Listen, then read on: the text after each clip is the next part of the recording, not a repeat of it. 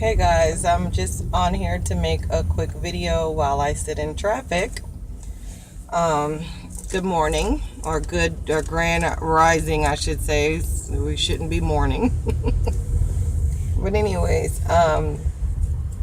just wanted to come check in with everyone post Eclipse, see how everybody's doing, see what if good stories, bad stories that you have about the eclipse. Were you able to see it? As you guys know, I live in the low country part of South Carolina, near Charleston, or right like a suburb of Charleston. And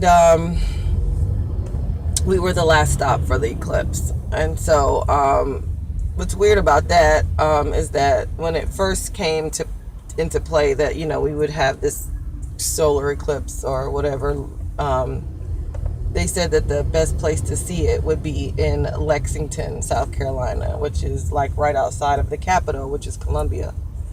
But right at the end of it, or like the last 3 weeks of it, it changed to, or however, whenever it changed to Charleston being the hotspot. And so Charleston is already a hotspot for tourism, and best places to move, best this, best that.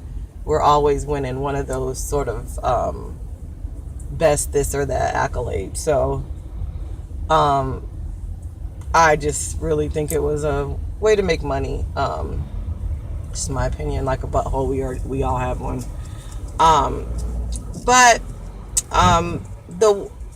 the thing, I think that for me, I had a very crappy weekend before the eclipse. It was a fun weekend. My best friend was in town, and we were doing her 45th birthday party. But some of the people that she brought are still in the Matrix, and she brought them, out of love and kindness and trying to show them a good time. And I guess with us being right here at the eclipse, the energies with some people had gotten worse, and when you already vibrate pretty low, the eclipse probably just made bad matters worse for you.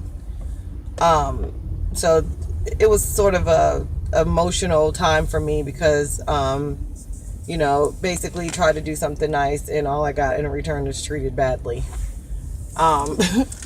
And, lots of other things, but I won't get into all that. But in Charleston, we had the very rich and prestigious there's a lot of very rich and prestigious people that live here in Charleston. Most of you probably have heard of that show Southern Charm, that is filmed here. There's been a couple of movies filmed here. Charleston's a very pretty place. The heat kind of puts you in the mind of New Orleans. Charleston is where I'm from, so I'm very proud of where I live. But there's a lot of negative connotations surrounded in Charleston, and most of you know that this is the place where the young man, Dylan Roof, which I don't even know if I believe the entire narrative of that, but as the story goes, he went into the church and killed 9 people because he was some sort of, racist or neo-Nazi type. And so we have that, and then we have the, in my opinion, fake story of the guy being shot in the back multiple times by the police. I don't believe that was a real story. I think that was just another ploy to get a race war or some kind of issue started. I just don't believe that actually happened. That's just my opinion. Again, like a butthole, everybody has one. So, but with the eclipse, what happened that was very, I don't even know what word to use, but it was very weird because over in the areas there's no, there's a part of Charleston, a town called Mount Pleasant, and then there's like Daniel Island, there's Sullivan's Island, there's Folly Beach, and most of those areas are James Island, Johns Island. Most of those areas used to be owned by people of color.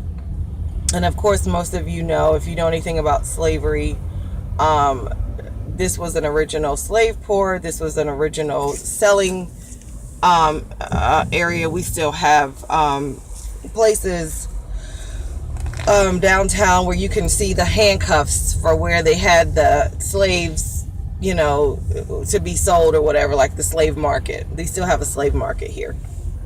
And not that they're still selling slaves, but it's just still the structure and the building is still there.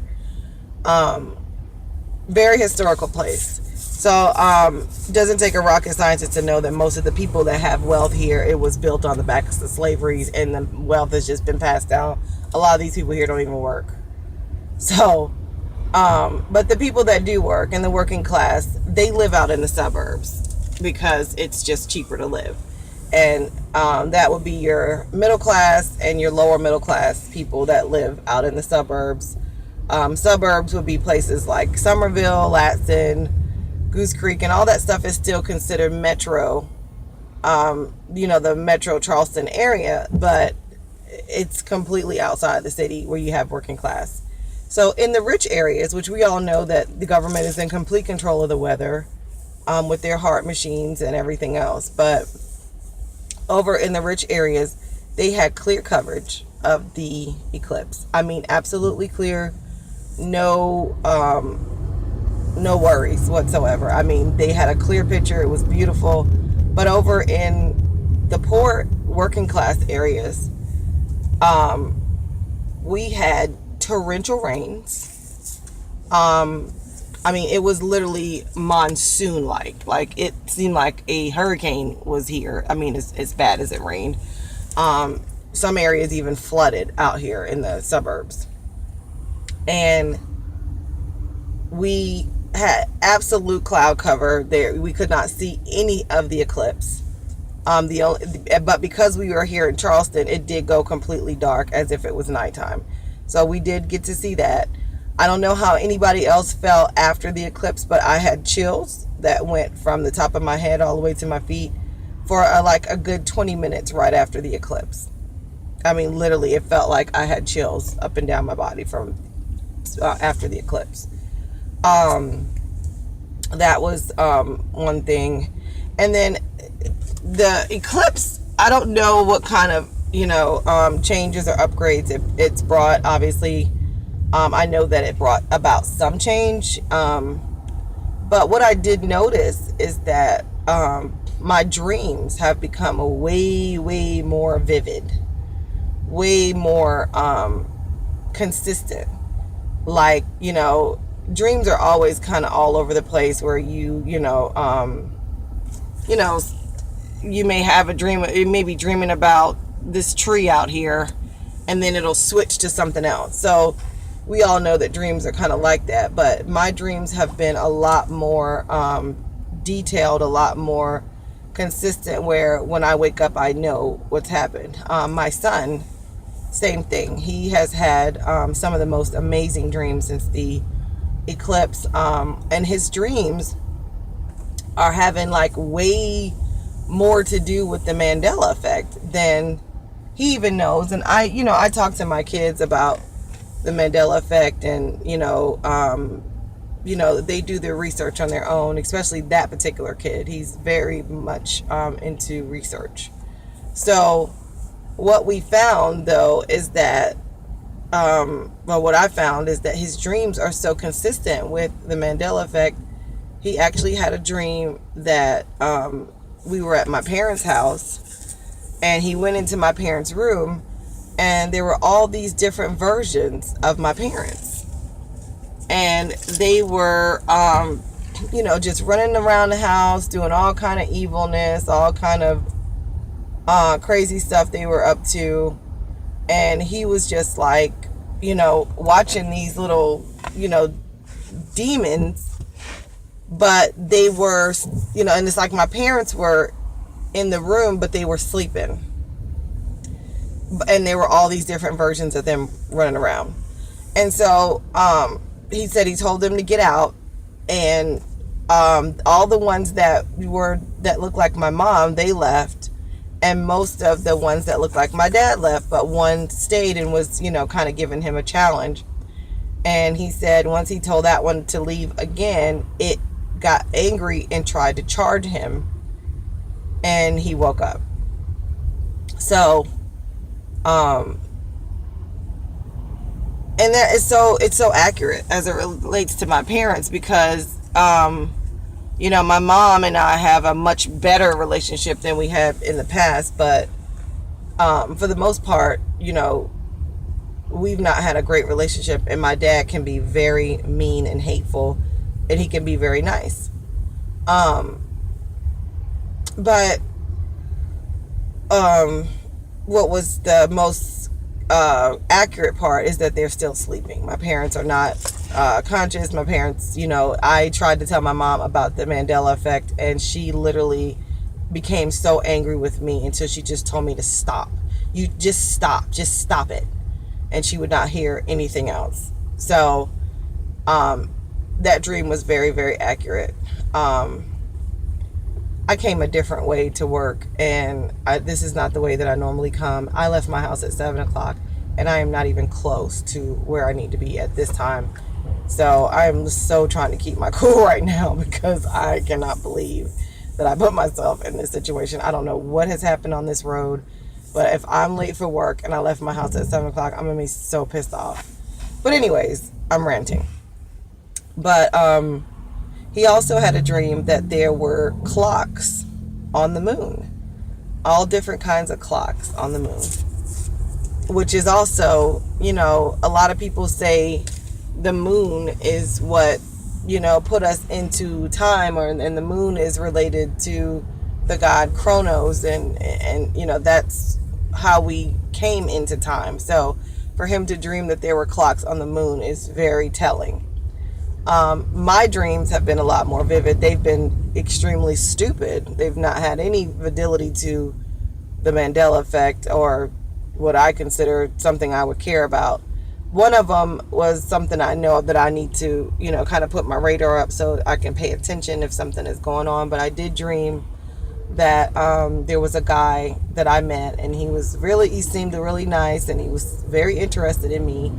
And then I invited him to my house in the dream, which is something I would never do upon meeting somebody. But he came to my house and he stole my purse. So my son and I had to run out the door and chase him down to get my purse back. So that kind of turned my radar on to be looking out for things like that.